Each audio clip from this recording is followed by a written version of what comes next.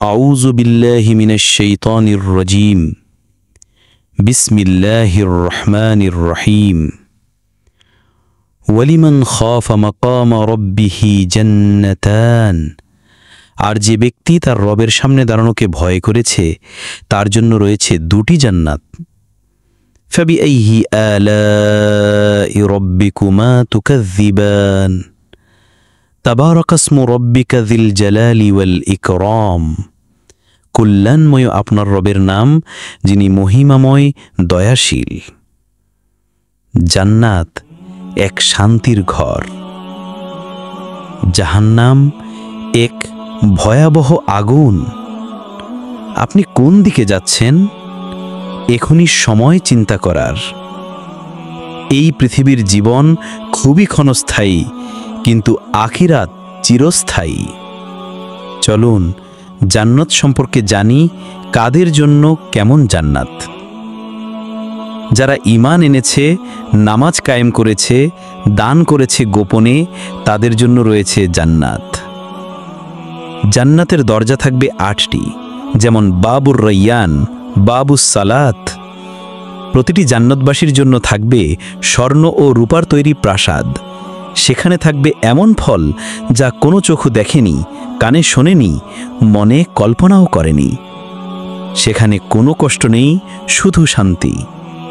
সেখানে থাকবে দুধ, মধু, পানি ও শরাবের 4টি নদী। সেখানে প্রতিটি জান্নাতবাসী চিরন্তন যৌবনে থাকবে। সেখানে থাকবে হুর, সুন্দরী, লজ্জাশীলা, পবিত্র নারীগণ। তারা হেলান দিয়ে থাকবে রেশমি আসনে। সবচেয়ে বড় নিয়ামত, জান্নাতে আল্লাহর দর্শন। এবার আসুন শুনি জাহান্নামের ভয়াবহতা।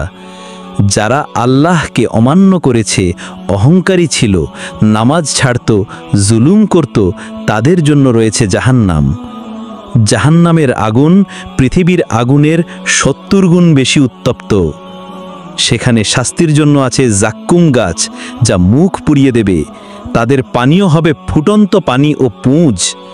শরীর পুজে যাবে, আবার নতুন করে গজাবে, আবার শাস্তি হবে। একটি পাথর ফেলে দিলে তা 70 বছরেও জাহান্নামের তল পায় না।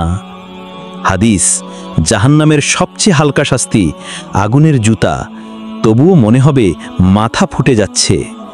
আল্লাহ বলেন, তোমরা আগুন থেকে বাঁচো, যার ইন্ধন মানুষ ও পাথর।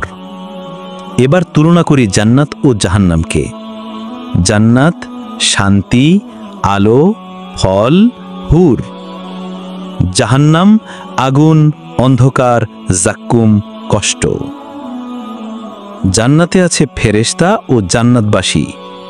জাহান্নামে আছে শয়তান ও গাফিল বান্দারা। জান্নাতে শুনবে সালাম, শান্তির আহ্বান। জাহান্নামে থাকবে হাহাকার, কান্না ও চিৎকার। একটি সত্য গল্প শুনুন। 2 ভাই, আব্দুল্লাহ ও হাসান। আব্দুল্লাহ সব সময় নামাজ পড়ত, কোরআন পড়ত, দান করত গোপনে। হাসান বলতো, ভাই, দুনিয়াটা উপভোগ করি, পরে সব করব। কিন্তু একদিন মৃত্যু এসে গেল। হাসরের মাঠে আব্দুল্লাহর আমলনামা ডান হাতে দেওয়া হলো। সে জান্নাতের দিকে ছুটে গেল, বলল, আহ, এটাই তো আমার বিজয়। হাসানের আমলনামা বাম হাতে দেওয়া হলো। সে বলল, হায়, যদি আমি সতর্ক হতাম। কিন্তু তখন আর কিছুই করার ছিল না। চলুন জেনে নেই কি করণীয় আমাদের।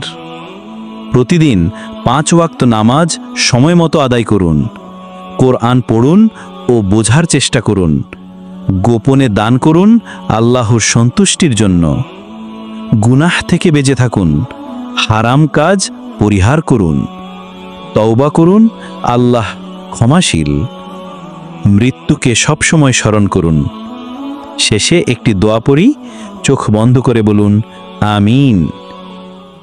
হে আল্লাহ, আমাদের জান্নাতুল ফিরদাউস দান করুন। হে দয়াময়, আমাদের জাহান্নামের আগুন থেকে রক্ষা করুন। আমাদের মৃত্যুকে ঈমানের উপর করো। আমাদের কবরে আলো দাও। আমাদের সন্তান ও পরিবারকে হেদায়েত দাও।